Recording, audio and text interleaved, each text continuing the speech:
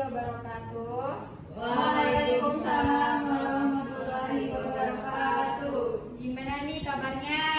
Baik. Udah pada sarapan belum? Belum. Nah, ya udah deh belum ya. Oke, kira-kira ada yang tahu nggak sih kita tuh mau belajar tentang apa? Nggak tahu, Nggak Bu. tahu apa dulu? dulu? Oke, jadi kita tuh bakal belajar tentang permintaan dan penawaran. Kira-kira kalian udah pernah dengar belum sih materi permintaan dan penawaran? Belum. Oke, masih asing ya? Iya, Bu. Oke. Nah, pertama kita itu akan membahas tentang permintaan. Ada yang tahu nggak sih permintaan itu apa? Saya. Coba yang kira.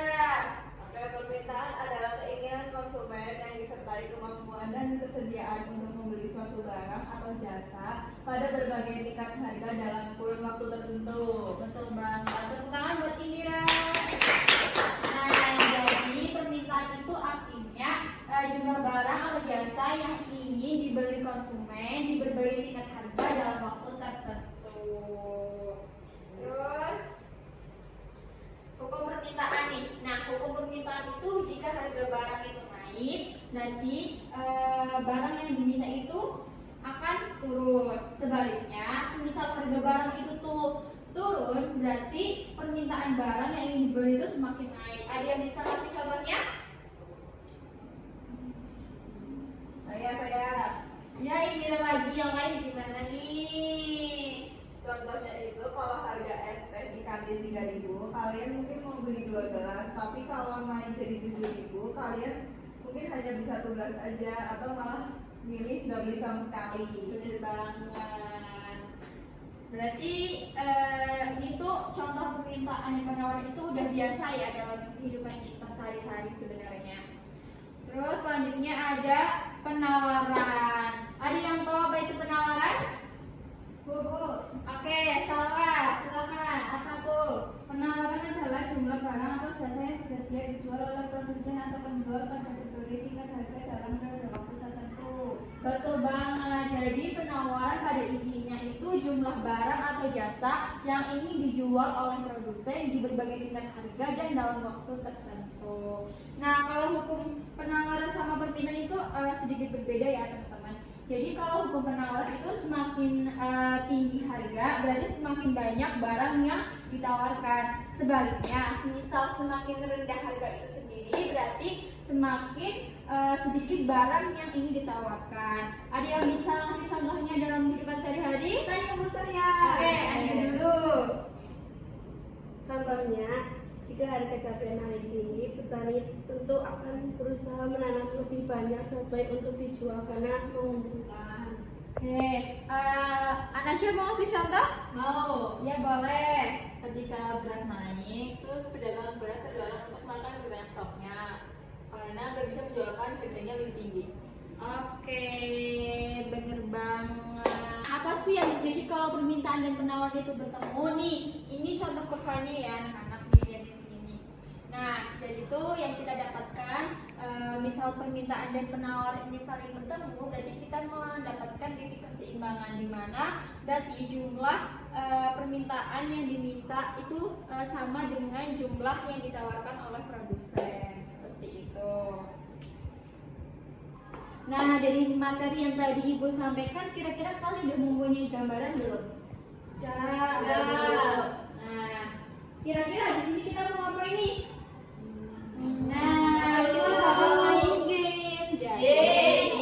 Jadi nanti Ibu minta kalian bakal dibagi menjadi 2 kelompok. Ini kelompok 1, ini kelompok 2. Nah, cara sistemnya nanti kalian itu bermainnya itu ada 10 soal kan. Nah, dalam 10 soal itu kalian harus cepet-cepetan nih. Misal kelompok 1 ini dapat menjawab 6 soal, ini 4 soal, berarti yang menang kelompok 1, seperti itu. Berarti kalian tuh bacanya tuh harus cepet, terusan harus teliti kebenarannya. Nah, dalam permainan ini tuh ibu menggunakan media digital yaitu Wordwall. Nah, jadi sistematikanya nanti kalian bakal apa ya namanya, ke depan terus milih soalnya nih, ada 10 soal. Terus tapi kalian tuh harus jawab dulu di sini, habis itu ditulislah di sini gitu. Paham? Oke. Bisa kita mulai ya? Bisa.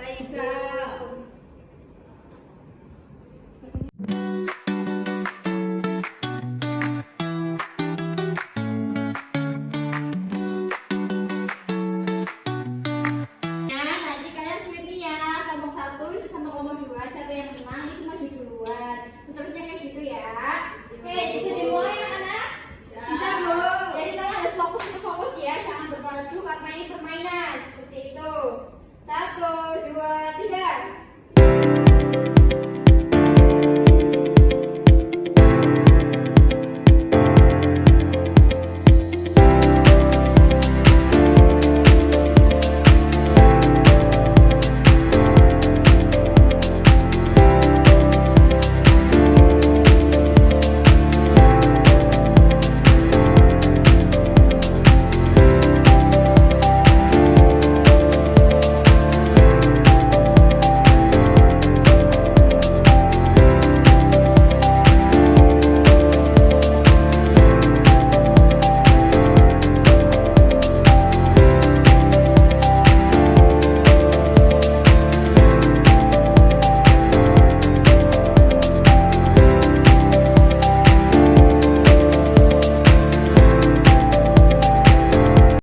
Gimana nih? Seru nggak? Seru!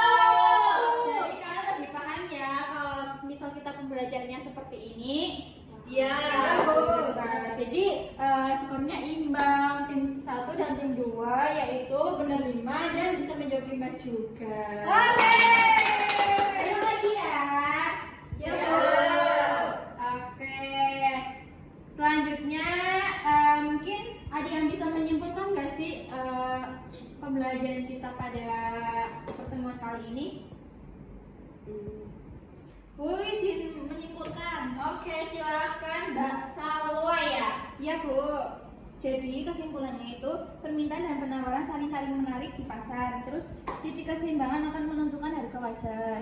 Betul. Terus ada yang mau menyimpulkan lagi? Aku Bu. Oke, Mbak Anesya.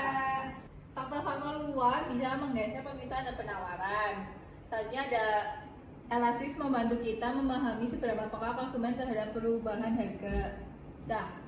Oke, terima kasih buat Mbak Salwa dan Mbak Anasya. Beri plus dulu buat mereka berdua. Oke, jadi kalau misal kalian paham konsep ini tuh nanti kalian tuh gampang nih menganalisis kenapa harga barang di pasar itu bisa naik turun seperti itu. Mungkin sekian pertemuan kita pada hari ini. Apakah ada yang ditanyakan? Belum ada, Bu. Berarti bisa dicukupkan ya. Ya, Bu. Terima kasih Ibu Tutut. Wassalamualaikum warahmatullahi wabarakatuh. Waalaikumsalam.